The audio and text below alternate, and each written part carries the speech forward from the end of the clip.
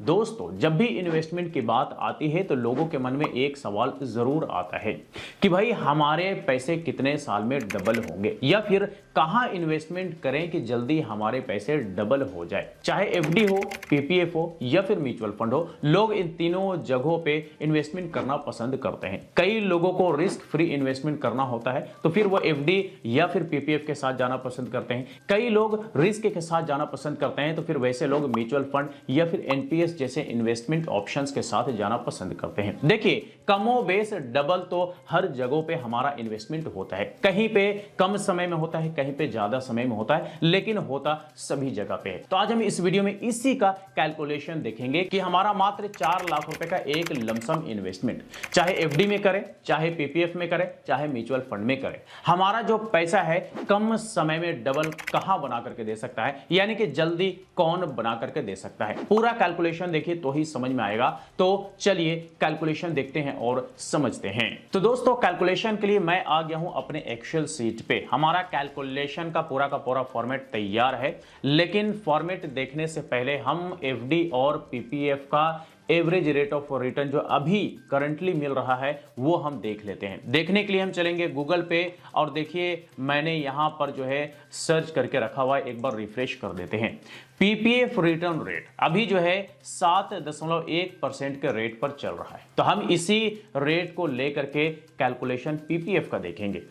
हम देखते हैं अब एफडी का भी देखेंगे, तो इसको हम रिफ्रेश कर देते हैं। यहां पे मैंने सर्च करके रखा हुआ है एफडी का कम से कम 3.05 और ज्यादा से ज्यादा 8%, यानी कि 3 से 8% के बीच जो है एफडी का रेट ऑफ रिटर्न है। तो हम इसका मैक्सिमम वाला जो रेट है वो हम ले लेंगे 8%। 8.1 है लेकिन हम 8 लेकर के चलेंगे। तो ये तो हमने पीपीएफ और एफडी का रेट ऑफ रिटर्न देख लिया। अब हम वापिस आते हैं अपने एक्सेल शीट पे।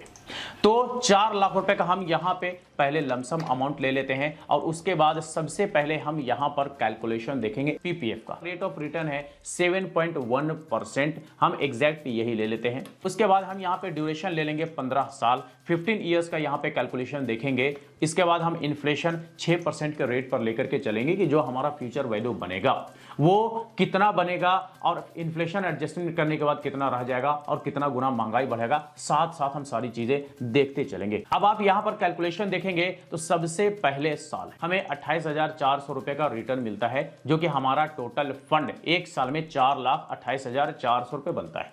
वहीं अगर 6 साल में देखेंगे तो 6 साल में हमारे को टोटल रिटर्न बनता है 2,03,666 रुपए, जो कि टोटल फंड बनता है 6,03,666 रुपए, जो कि इन्वेस्टमेंट के मुकाबले 1.5 गुना हमारा टोटल फंड बनता दिख रहा है 6 सालों में। वहीं इन्फ्लेशन एडजस्टमेंट करने के बाद वैल्यू देखेंगे तो 4,28,132 रुपए रह जाता है, यानी कि इन्फ्लेशन बढ़ता है 1.41 गुना। 10वें साल अब देखेंगे, उस पर हमें 10वें साल रिटर्न बनता है 3,94,245 रुपए। टोटल रिटर्न बनता है 7,94,245 रुपए, यानी कि हम कह सकते हैं कि हमारे इन्वेस्टमेंट के मुकाबले डबल यहां पे हमारा टोटल फंड बनता दिख रहा है। तो मल्टीपल्स आप देख सकते हैं यहां पे 2.0 हमें दिख रहा है, यानी कि डबल।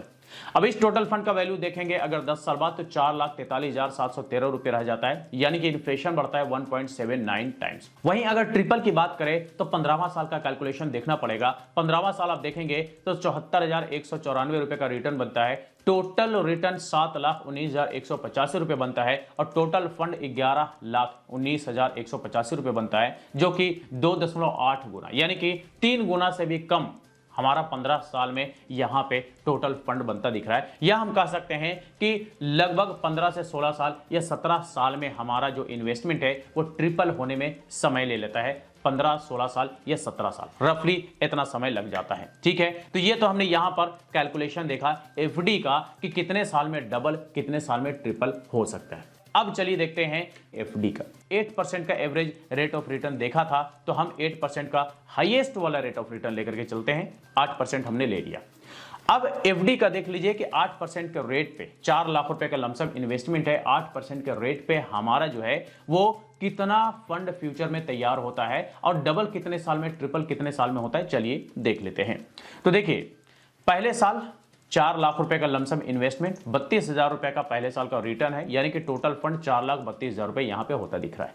इन्फ्लेशन एडजस्टमेंट करने के बाद टोटल फंड का वैल्यू देखेंगे तो 4,07,547 रुपए रह जाता है। वहीं अगर छठे साल देखेंगे तो छठे साल रिटर्न बनता है 47,018 रुपए और टोटल 6 साल में रिटर्न बनता है 2,34,750 रुपए।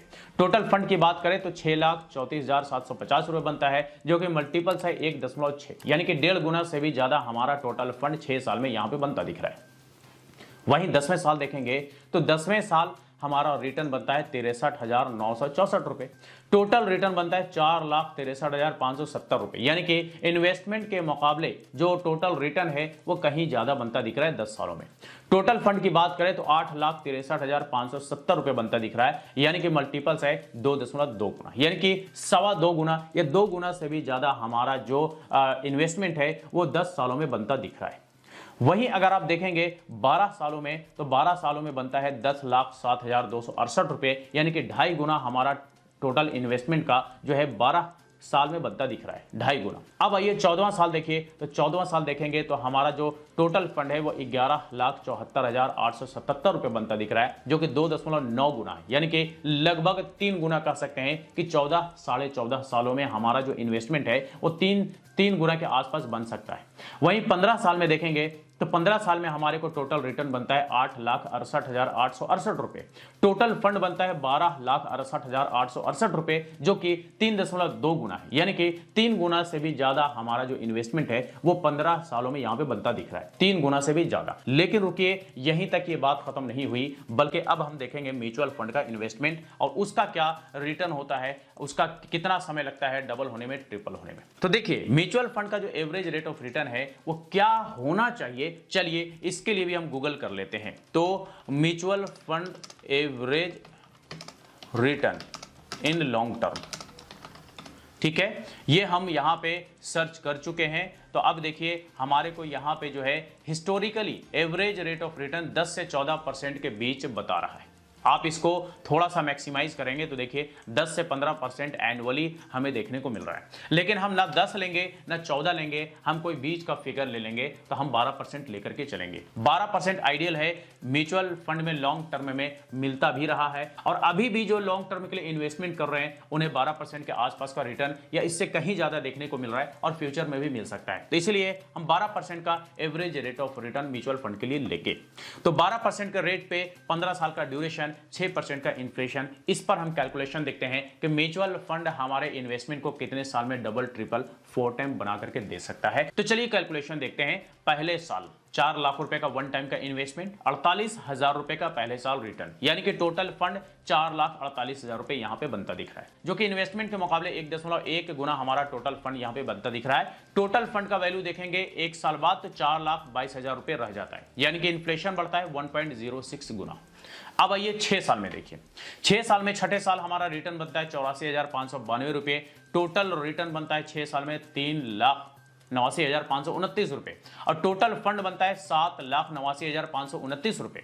जी हाँ, यानी कि जो कि इन्वेस्टमेंट के मुकाबले 2.0 गुना, यानी कि डबल हमारे पैसे जो है यहाँ पे सिर्फ और सिर्फ 6 साल में हो जा रहे हैं। यानी कि 6 से 7 साल में हम कह सकते हैं कि म्यूचुअल फंड हमारे इन्वेस्टमेंट को डबल बना करके दे सकता है। लेकिन इस टोटल फंड का वैल्यू देखेंगे 6 साल बाद तो 5,59,950 रुपए रह जाता है, यानी कि इन्फ्लेशन बढ़ता है 1.41 टाइम्स। 10वें साल का देखिए, 10वें साल का वन टाइम का सेम इन्वेस्टमेंट कंटिन्यू है। 10वें साल रिटर्न बनता है 1,33,108 रुपए। टोटल रिटर्न बनता है 10 साल में 8,42,339 रुपए और टोटल फंड की बात करें तो 12,42,339 रुपए 10 साल में टोटल फंड बनता है, जो कि मल्टीपल्स है 3.1, यानी कि 3 गुना से भी ज्यादा हमारा जो है यहां पे फंड बनता दिख रहा है 10 सालों में। जी हाँ, 3 गुना एफडी में बनने में और पीपीएफ में बनने में 15 साल का लगभग समय लग रहा था, लेकिन यहां पे 10 साल में ही हमारा जो इन्वेस्टमेंट है वो ट्रिपल बनता दिख रहा है। लेकिन टोटल फंड का वैल्यू अगर देखेंगे इन्फ्लेशन एडजस्टमेंट करने के बाद तो लगभग 7 लाख रुपए रह जाता है, क्योंकि महंगाई बढ़ता है 1.79 गुना 10 सालों में। 12वां साल का कैलकुलेशन देखिए, 12वां साल सेम वन टाइम का इन्वेस्टमेंट कंटिन्यू है। टोटल रिटर्न बनता है 12 साल में 11,58,390 रुपए और टोटल फंड 12 साल में तैयार हो जाता है 15,58,390 रुपए, जो कि इन्वेस्टमेंट के मुकाबले 3.9 गुना यानी कि लगभग 4 गुना जो हमारा इन्वेस्टमेंट है वो 15 सालों में 12 सालों में बनता दिख रहा है। तो यानी कि हमारा जो इन्वेस्टमेंट है वो 4 गुना लगभग 12 सालों में बनता दिख रहा है। लेकिन इस टोटल फंड का वैल्यू आप देखेंगे इन्फ्लेशन एडजस्टमेंट करने के बाद तो 7,75,319 रुपए रह जाता है, यानी कि महंगाई बढ़ता है 2.01, यानी कि डबल महंगाई यहां पे 12 सालों में बढ़ता दिख रहा है। 6% का इन्फ्लेशन रेट लेके चलते हैं। तो अब आइए 14वां साल का कैलकुलेशन देखिए। 14वां साल भी सेम वन टाइम का इन्वेस्टमेंट कंटिन्यू है। 2,09,448 रुपए 14वां साल रिटर्न बनता है और टोटल रिटर्न की बात करें तो 15,54,845 रुपए बनता है। और टोटल फंड की बात करें तो 19,54,845 रुपए यानी कि लगभग 19.5 लाख रुपए का हमारा टोटल कॉर्पस 14 साल में यहां पे बनता दिख रहा है, जो कि इन्वेस्टमेंट के मुकाबले 4.9 गुना यानी कि लगभग 5 गुना हमारा जो ये टोटल फंड बनता दिख रहा है 14 सालों में। अब इस टोटल फंड का वैल्यू देखेंगे इन्फ्लेशन एडजस्टमेंट करने के बाद तो 8,64,976 रुपए रह जाता है, यानी कि इन्फ्लेशन बढ़ता है 2.26 गुना। अब 15वां साल का देखिए। 15वां साल भी सेम वन टाइम का इन्वेस्टमेंट कंटिन्यू। टोटल रिटर्न 15 साल में बनता है 17,89,426 रुपए और टोटल फंड यहां पे बनता दिख रहा है 21,89,426 रुपए, यानी कि 5.5 गुना हमारा इन्वेस्टमेंट जो है वो 15 साल में बनता दिख रहा है। लेकिन इन्फ्लेशन एडजस्टमेंट करने के बाद वैल्यू आप देखेंगे तो वो रह जाता है 9,16,078 रुपए, यानी कि महंगाई बढ़ता है 2.39 गुना। तो दरअसल ये है पावर ऑफ कंपाउंडिंग जो कि म्यूचुअल फंड में हमें देखने को मिलता है और कहीं ना कहीं इसी की वजह से हमारा जो इन्वेस्टमेंट है म्यूचुअल फंड में वो कम समय में डबल हो जाता है कंपेयर टू अदर इन्वेस्टमेंट, चाहे एफडी हो, पीपीएफ हो या और भी किसी दूसरे तीसरे चौथे तरह के इन्वेस्टमेंट को उठा लीजिए। म्यूचुअल फंड के अलावा कहीं और इतने कम समय में हमारा इन्वेस्टमेंट जो है डबल ट्रिपल 4 टाइम नहीं होता दिखता। हाँ, थोड़ा म्यूचुअल फंड में रिस्क होता जरूर है, लेकिन लॉन्ग टर्म में रिस्क भी कम जाता है। जब लॉन्ग टर्म का इन्वेस्टमेंट करते हैं तो एक एवरेज रिटर्न जो बनता है वो ठीक ठाक बन जाता है। 12% 13% बड़े आसानी से मिलता रहा है और फ्यूचर में भी मिल सकता है। तो दोस्तों ये तो हमने यहां पे पूरा कैलकुलेशन देख लिया एफडी का, पीपीएफ का और म्यूचुअल फंड का कि कौन कितने साल में कितना फंड हमें तैयार करके दे सकता है और कौन कितने साल में हमारे इन्वेस्टमेंट को डबल ट्रिपल बना करके दे सकता है।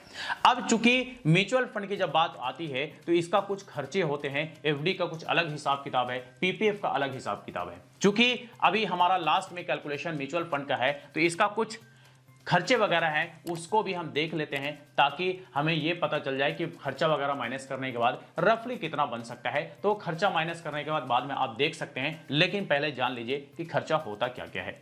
तो देखिए हमारे को पहले टैक्स देना होता है। टैक्स हमें टोटल फंड पर से नहीं देना होता है, बल्कि टैक्स हमें सिर्फ और सिर्फ कैपिटल गेन में से देना होता है। कैपिटल गेन क्या होता है तो चलिए इसके लिए एक छोटा सा कैलकुलेशन यहां पर देखेंगे और इसके लिए यहां पे हम लेंगे टोटल फंड अमाउंट, उसके बाद हम यहां पर ले लेंगे इन्वेस्टमेंट अमाउंट। इन्वेस्टमेंट अमाउंट हमारा 4 लाख रुपए है। अब उसके बाद देखिए यहां पे हमारा कैपिटल गेन निकल करके आ गया, यानी कि टोटल फंड में से इन्वेस्टमेंट अमाउंट माइनस करने के बाद हमारा टोटल कैपिटल गेन निकल करके आ गया। ये कैपिटल गेन आप यहां पर भी देख सकते हैं, चाहे टोटल रिटर्न कहिए, टोटल प्रॉफिट कहिए, ये कैपिटल गेन कहिए, बात एक ही है। तो हमारा जो इन्वेस्टमेंट होता है अगर लॉन्ग टर्म के लिए है तो लॉन्ग टर्म के हिसाब से हमें टैक्स देना पड़ेगा, अगर शॉर्ट टर्म के लिए है तो शॉर्ट टर्म के हिसाब से हमें टैक्स देना पड़ेगा, वो भी सिर्फ और सिर्फ कैपिटल गेन पर। यहां पे हमने लॉन्ग टर्म का इन्वेस्टमेंट देखा है तो हमारा लॉन्ग टर्म का जो कैपिटल गेन है उस पर ही हमें एलटीसीजी टैक्स देना पड़ेगा 12.5% के रेट पे। अब ये जो टैक्स का हिसाब किताब है वो क्या कंडीशन है थोड़ा सा इसके बारे में जान लीजिए, एसटीसीजी और एलटीसीजी और टैक्स में एग्जेम्पशन। ठीक है, तो देखिए अगर हम कोई शॉर्ट टर्म के लिए इन्वेस्टमेंट करते हैं, लेट्स से हमने 1 साल के अंदर अंदर इन्वेस्टमेंट करके रिडीम कर लिया, बेच दिया, तो हमारा जो भी कुछ प्रॉफिट बना कैपिटल गेन हुआ, उस प्रॉफिट पर कैपिटल गेन पर हमें 20% के रेट पर short term capital gain tax देना होता है अगर 1 साल के अंदर अंदर का इन्वेस्टमेंट है तो। और अगर हम लॉन्ग टर्म के लिए कोई इन्वेस्टमेंट करते हैं, लेट्स से 2 साल 5 साल 10 साल 20 साल 25 साल, जैसा कि हमने यहां पे 15 साल तक का कैलकुलेशन देखा, ये लॉन्ग टर्म के इन्वेस्टमेंट में कैलकुलेट होगा, तो इसके कैपिटल गेन पर एलटीसीजी टैक्स देना पड़ेगा। तो अगर हम लॉन्ग टर्म के लिए इन्वेस्टमेंट करते हैं तो हमें उसके कैपिटल गेन पर 12.5% के रेट पर long term capital gain tax देना पड़ेगा। लेकिन एलटीसीजे पर हमें एक बेनिफिट देखने को मिलता है, टैक्स में एग्जेम्पशन। तो अगर हमारा जो कैपिटल गेन है वो 1.25 लाख रुपए से ऊपर का बनता है तो उसी पे ही हमें टैक्स देना पड़ेगा। इसके अंदर होता है तो उस पर हमें टैक्स नहीं देना पड़ता, क्योंकि टैक्स में एग्जेम्पशन हमें गवर्नमेंट देती है 1,25,000 रुपए तक का। ठीक है। इसके अलावा खर्चे होते हैं एक्सपेंस रेशियो, हर एक फंड का अलग अलग होता मामूली सा है, लेकिन लॉन्ग टर्म में देखेंगे तो ये भी एक बड़ा अमाउंट का रूप ले लेता है। तो इसका डिटेल्स भी आपको आपके फंड का डिस्क्रिप्शन में देखने को मिल जाएगा कि किसका कितना कितना खर्चा है या आपके फंड का कितना एक्सपेंस रेशियो है। इसके अलावा होता है एग्जिट लोड, कई सारे फंड्स में होता है, कई सारे फंड्स में नहीं होता, ये भी होता बड़ा मामूली सा है। लॉन्ग टर्म में ये भी एक बड़ा फंड बन जाता है, यानी बड़ा अमाउंट बन जाता है। तो इसका डिटेल्स भी आप अपने फंड के डिस्क्रिप्शन में जाकर के चेक कर सकते हैं, यानी कि ये सारा खर्चे जो है आपको आपके फंड के डिस्क्रिप्शन में देखने को मिल जाएगा कि क्या क्या खर्चे हैं और कितना कितना खर्चे हैं। तो दोस्तों ये हमने यहां पे एक लमसम इन्वेस्टमेंट का कैलकुलेशन देखा और समझा कि एफडी हमारे इन्वेस्टमेंट को कितने साल में डबल ट्रिपल बना करके दे सकता है, पीपीएफ हमारे इन्वेस्टमेंट को कितने साल में डबल ट्रिपल बना करके दे सकता है, वहीं म्यूचुअल फंड हमारे इन्वेस्टमेंट को कितने साल में डबल और ट्रिपल बना करके दे सकता है। तो आई होप कि अब आपको भी क्लियर हो गया होगा कि बेस्ट वन टाइम का इन्वेस्टमेंट ऑप्शन कौन सा है, कहां पे कम समय में आपके पैसे डबल हो सकता है। वैसे देखिए एक बार फिर से हम कहेंगे कि अगर आप रिस्क फ्री रहना चाहते हैं तो फिर एफडी पीपीएफ जैसा इन्वेस्टमेंट ऑप्शन ही आपके लिए बेहतर है। अगर आप रिस्क लेना चाहते हैं तो फिर म्यूचुअल फंड एनपीए जैसा मार्केट लिंक्ड वाला इन्वेस्टमेंट ऑप्शन आपके लिए बेहतर हो सकता है। तो देख लीजिए आप किस तरह के रिस्क के साथ जाना चाहते हैं, आप कितना रिस्क झेल सकते हैं। तो बस यही कुछ था आज के इस वीडियो में। इससे रिलेटेड अगर फिर भी कोई सवाल हो, क्वेरी हो तो आप हमें कमेंट करके पूछ सकते हैं। फिर मुलाकात होती है किसी नए वीडियो के साथ, तब तक के लिए बाय बाय।